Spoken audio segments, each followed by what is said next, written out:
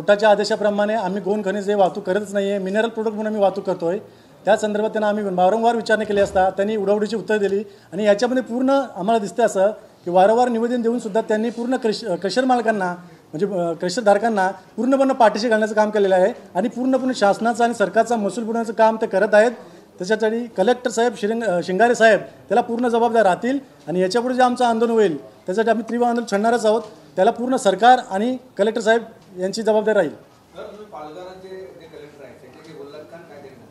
पालघर कलेक्टरांशी काय बोलणं झालेलं नाही आहे, कारण की जेव्हा कोर्टाचे आदेश आले 2023 नंतर डिसेंबर 23 नंतर त्याच्यानंतर कुठल्याही कलेक्टर किंवा तहसील साहेबांनी गाड्या आमच्या कुठे थांबवल्या नव्हत्या, पण आता याने अचानक 1.5 वर्षानंतर पुन्हा परिपत्रक काढून गाड्या थांबवण्यास आणि कस्टडी घेण्यास सुरुवात केलेली आहे। रस्त्यावरती एकतर आम्ही आमच्या कमिटीशी चर्चा करू या विषयावरती की आम्हाला कोणत्याही पद्धतीचं कोणाला त्रास देण्याचा हेतू नसणार आहे। सर्वात प्रथम आम्हाला आंदोलनामध्ये आम्हाला एवढंच म्हणायचं आहे का जे आम्ही पालघर कलेक्टर ऑफिसमध्ये आम्हाला कोणत्याही पद्धतीचा आत्तापर्यंत त्रास झालेला नाही आहे। ह्याच्या आधी तिथेही त्रास होत होता, आम्ही आमची निवेदनं तिथेही नेऊन दिलेली आहेत, त्यांना ती निवेदनं मान्य झालेली आहेत।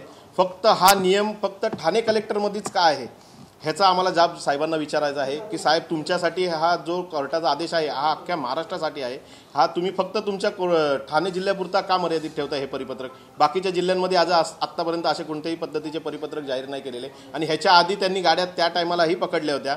त्या टायमाला ज्या गाड्या पकडल्यानंतर त्यांनी जे आम्हाला पत्र दिलं त्या पत्रांना आम्ही लेखी स्वरूपात उत्तर दिल्यानंतर त्यांनी त्या गाड्या सोडल्या। त्या गाड्या सोडताना त्यांना त्या टायमाला तो नियम मान्य होता, त्यांनी त्याच्यात लिहिलेलं आहे रिट पिटिशन तुमच्या जे दाखल झालेलं आहे ह्याच्या आदेशानुसार आम्ही तुमच्या गाड्या सोडत आहोत म्हणून। तर आजचं काय ह्या 14 महिन्यात किंवा या 15 महिन्यामध्ये घडलंय का? असा कोणता नवीन GR आलाय का ज्या अनुसरून त्यांनी हे नवीन परिपत्रक काढलेलं आहे? कारण आत्तापर्यंत तर आमच्या माहितीनुसार तरी असा कोणत्याही पद्धतीचं GR जाहीर नाही झालेला आहे किंवा असं कोणताही ह्याच्यामध्ये नवीन कोणताही नियम कायदा आलेला नाही आहे। फक्त त्यांनी त्यांच्या सोयीसाठी हा नवीन परिपत्रक काढलेला आहे। ते आमच्या कमिटीशी आम्ही चर्चा करू आणि जे काही असेल ते आम्ही कळू। टीपी पास म्हणजे सर टीपी पास हा असा विषय आहे, टीपी पास हे त्यांना असं वाटतंय का आमचा जो गौण खनिज आहे त्याची रूपरेषा काय आहे, किती गौण खनिज निघतो आणि किती वाहतूक होतो याची आम्हाला माहिती मिळणं गरजेचं आहे।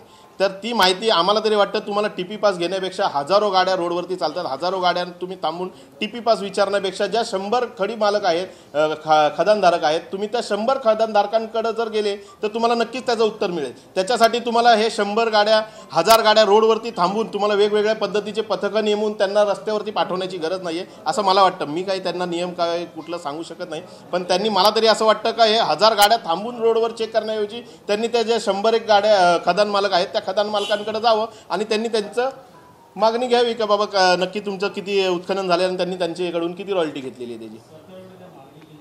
आमची माननीय उपमुख्यमंत्री आपले ठाणे जिल्ह्याचे आहेत एकनाथजी शिंदे साहेबांच्याकडे एकच रिक्वेस्ट आहे, आपले पालकमंत्री आहेत गणेशजी नाईक साहेब, आम्ही त्यांच्याकडेही त्यांना 2दा भेटलो, एकदा त्यांच्या जनता दरबारला भेट दिली, एकदा त्यांना मंत्रालयात जाऊन भेट दिली आणि त्यांनाही निवेदन आम्ही दिलेलं आहे की ह्या विषयात तुम्ही स्वतः लक्ष घालावं। कारण आज आमच्याकडे 2000 पेक्षा जास्त गाड्या आहेत आणि त्या 2000 पेक्षा जास्त गाड्यांवरती 2000 पेक्षा जास्त माणसं काम करत आहेत, त्यांची कुटुंब चालत आहेत त्याच्यावरती आणि या सगळ्या कुटुंबांची जबाबदारी आज आम्ही अपेक्षा आहे तुमच्या ह्याच्यावरती का तुम्ही ह्याच्यात काहीतरी चांगलं परिपत्रक नियोजन काढावं आणि व्यवस्थित आमच्या सगळ्या गाडीवाले बंधूंचं सगळ्यांचं कळकळीची विनंती आहे। कारण तो गाडीवाला खूप त्रास असतो, त्याला लोन आहे, त्याला रोडवर चालताना जो त्रास होतो हा त्या गाडीवाल्यालाच माहिती तो काय त्रास बघतोय। तर फक्त एवढीच विनंती आहे सरकारकडे आमची का त्यांनी ह्या विषयावरती विशेष घालावं आणि महसूल मंत्री आपले बावनकुळे साहेब आहेत त्यांनी याच्यासाठी काहीतरी नवीन परिपत्रक काढावं का जो हायकोर्टाचा आदेश आहे त्याच्या अनुसरून त्यांनी आदेश करावे प्रत्येक जिल्हाधिकाऱ्यांना की जर हायकोर्टाने आदेश तुम्हाला दिलेले असताना सुद्धा तुम्ही ह्या पद्धतीचा कार्यक्रम का करताय? वैयक्तिक ठाणे जिल्ह्यापुरताच हा नियम काय असायला पाहिजे तर प्रत्येक महाराष्ट्रात झाला पाहिजे, प्रत्येक जिल्हाधिकाऱ्यांकडे झाला पाहिजे, हा फक्त ठाण्यापुरताच का मर्यादित आहे? जर झाला असतं पूर्ण जिल्ह्यामध्ये जर झाला तर तो जो कायदा असेल तो आम्हाला मान्य असेल, आम्ही कायद्याच्या पलीकडे जाऊन काहीच काम करणार नाही आहे। आम्हाला जे कोर्टाने माननीय उच्च न्यायालयाने जे सांगितलेलं आहे आम्हाला ते मान्य आहे। आत्तापर्यंत ज्या टायमाला 2020 पासून औरंगाबाद खंडपीठाने हे फेटाळलं होतं, पण औरंगाबाद हे महाराष्ट्रातच आहे, पण आपल्याकडे ठाणे पालघर या जिल्ह्यांमध्ये गाड्या पकडल्या जात होत्या, कारवाया होत होत्या, पण आमच्याकडं एक महसूलचे अधिकारी होते मारुती सूर्यवंशी साहेब म्हणून आहे, मी निदर्शनास आणून देऊ इच्छितो जाणून बुजून हे, कारण त्यांनी ही गाडी एक पकडली होती पालघरमध्ये. त्यांनी ही ज्या टायमाला गाडी पकडली आम्हाला माहिती पडलं बाहेरून की बाबा हे सगळं बंद झालेलं आहे, रॉयल्टी आपल्या फिनिश मटेरियलला लागत नाही. त्या टायमाला आम्ही पिटिशन दाखल केली उच्च न्यायालयामध्ये आणि ती केस आम्ही जिंकलेलो आहे.